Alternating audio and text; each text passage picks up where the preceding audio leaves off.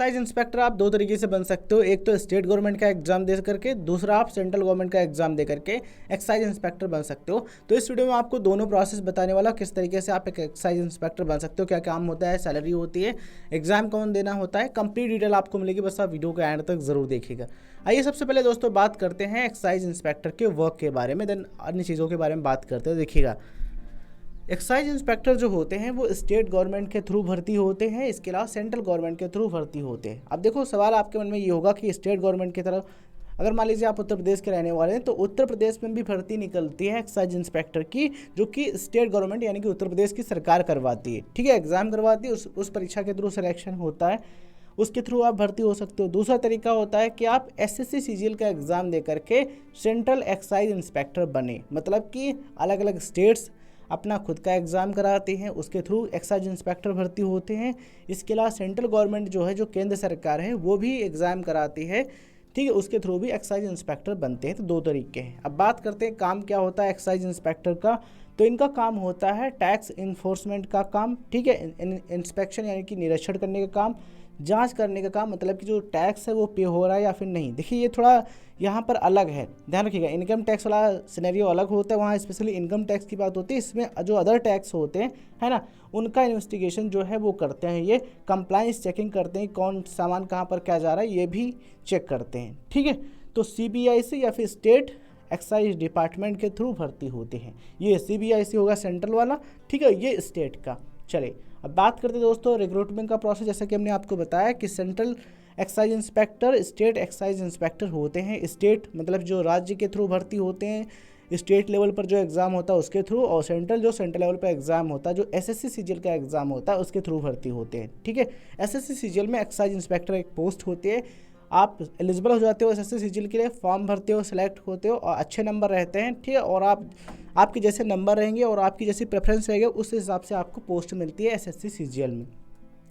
Eligibility की दोस्तों बात करें तो देखिए, ग्रेजुएशन रिक्वायर्ड है। आप किसी भी स्ट्रीम से ग्रेजुएट होने ज़रूरी है।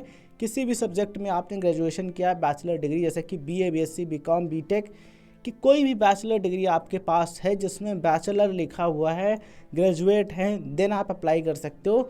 एटलीस्ट आप डिग्री में पास हो तो अप्लाई कर सकते हो, कोई दिक्कत नहीं है। ठीक है, तो किसी भी सब्जेक्ट से ग्रेजुएशन रिक्वायर्ड है, चाहे आप इसके लिए अप्लाई करें चाहे सेंट्रल वालों के लिए। ठीक है, अब बात करते हैं एज लिमिट के बारे में। देखिए, 18 से 30 वर्ष एज लिमिट होती है एसएससी सीजीएल का एग्ज़ाम देते हो उसके लिए।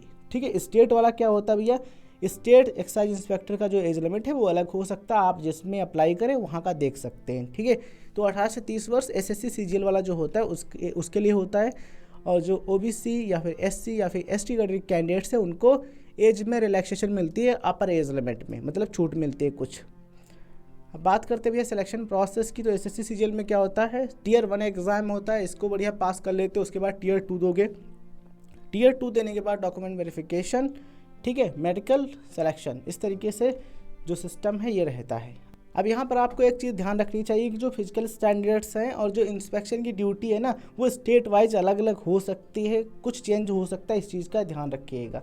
अब बात करते हैं दोस्तों, ये जो एग्जामिनेशन है इसमें कौन कौन से सब्जेक्ट से क्वेश्चन होते हैं। देखिएगा, इसमें मैथमेटिक्स, रीजनिंग, जीके, इंग्लिश, इन सभी सब्जेक्ट से क्वेश्चंस पूछे जाते हैं। पर्टिकुलर आप जो भी एग्ज़ाम देना चाहते हैं स्टेट लेवल का, उसका आप एग्ज़ाम पैटर्न देखिएगा, या फिर एसएससी सीजीएल का अपडेटेड एग्ज़ाम पैटर्न देखिएगा, अगर आपको सेंट्रल एक्साइज इंस्पेक्टर बनना है तो। ठीक है, वर्क प्रोफाइल जैसा कि हमने आपको बताया कि इंस्पेक्शन निरीक्षण का काम रहता है, जांच करने का, इन्वेस्टिगेशन का, टैक्स चेकिंग का काम रहता है। तो कुल मिलाकर ये फील्ड प्लस ऑफिस दोनों का काम रहता है।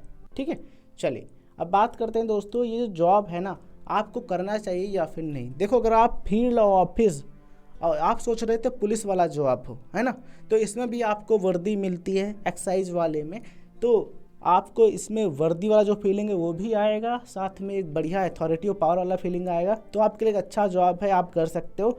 बस देखो, इसमें फील्ड और ऑफिस दोनों प्रकार का जॉब है, कभी आपको फील्ड में भी रहना होगा और कभी आपको ऑफिस में बैठकर काम करने का मौका मिलेगा। ठीक है, तो दोनों प्रकार का जो ड्यूटी है वो करने के लिए आपको रेडी रहना है, तभी आप इसमें जाओ। एज की बात कर लेते हैं दोस्तों। जैसे कि हमने आपको बताया था कि 18 से 30 वर्ष अप्लाई कर सकते हैं, अपर एज लिमिट में कुछ छूट मिलती है ना, और अलग अलग स्टेट्स में जो एज लिमिट है अलग अलग हो सकता है। सैलरी की बात करते हैं दोस्तों, 60 से 80 हज़ार रुपये प्लस आपकी इन हैंड सैलरी होती है, इन हैंड है है ना। पे लेवल 8 जब सही तरीके से मतलब कि जो पे कमीशन है, जो 8th पे कमीशन है, ये सही तरीके से लागू हो जाएगा तो सैलरी आपकी 2 गुना, 1.5 गुना या फिर इससे ज़्यादा भी हो सकती है जब सही तरीके से लागू हो जाएगा। तो 7th पे के अकॉर्डिंग 60 से 80 हज़ार रुपये प्लस आपकी सैलरी होती है एक्साइज इंस्पेक्टर की। दोस्तों ग्रोथ की बात कर लेते हैं। देखो एज ए इंस्पेक्टर आप भर्ती होते हो, फिर सीनियर ऑफिसर, फिर हायर पोस्ट आपको मिल सकते हैं डिपार्टमेंट में। अब आपको क्या करना है, देखो अच्छी तरीके से स्ट्रैटेजी बनाओ। जो भी एग्ज़ाम आपको क्लियर करना चाहे, SSC CGL वाला या फिर स्टेट लेवल वाला, फिर आप जुट जाओ अच्छे तरीके से, क्योंकि कोई भी एग्ज़ाम अगर आप मेहनत से करते हो, कंसिस्टेंसी बना करके, तो फिर कर्म भी आपका साथ देते हैं और आपको बढ़िया फल देते हैं। इसलिए मेहनत से तैयारी स्टार्ट कीजिए, कंसिस्टेंसी बनाए रखिए और ईश्वर पर विश्वास रखिए, पॉजिटिव रखिए। जैसे कहते हैं ना, कर्म कीजिए फल आपके हाथ में नहीं है, तो फल के बारे में चिंता मत कीजिए, लेकिन कर्म कीजिए। अगर कर्म करेंगे तो उसका फल तो आपको ज़रूर मिलेगा।